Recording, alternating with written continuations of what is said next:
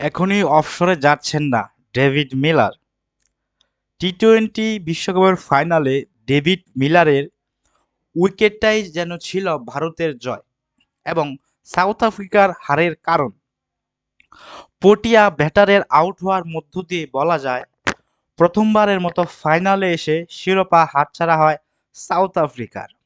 ফাইনালের পরেই গুঞ্জন উঠেছিল টি-টোয়েন্টি ক্রিকেট থেকে অবসর নিচ্ছেন ডেভিড মিলার। বিভিন্ন গণমাধ্যমে এই আলোচনা হলেও তিনি অবসর নিচ্ছেন না বলে জানিয়েছেন। ২ জুলাই মঙ্গলবার সামাজিক যোগাযোগ মাধ্যমে মিলার নিশ্চিত করেছেন প্রোটিয়াদের জন্য সংক্ষিপ্ত ফরম্যাটের নিজের সেরাটা দেওয়া এখনো বাকি আছে। মঙ্গলবার ইনস্টাগ্রামের স্টোরিতে ৩৫ বছর বয়সী এই ক্রিকেটার জানিয়েছেন, কিন্তু কিছু প্রতিবেদন আমার নামে বেরিয়েছে।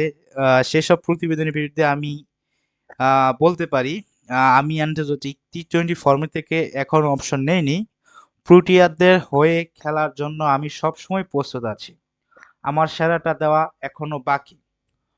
২৯ জুন বার্বাডোসে ফাইনাল ম্যাচে ১৭ বলে ২১ রান করেছিলেন মিলার। সাউথ আফ্রিকার তখন দরকার ছিল ৬ বলে ১৬ রান। শেষ ওভারে প্রথম বলে হার্দিক পান্ডিয়া শিকার হন মিলার। ফুল টস বলে ছক্কা মারতে গিয়ে লং অফ বাউন্ডারিতে দারুণ এক ক্যাচ সূর্যকুমার যাদবের হাতে ধরা পড়েন তিনি, আর তাতেই শিরোপা হাতছাড়া হয় প্রোটিয়াদের।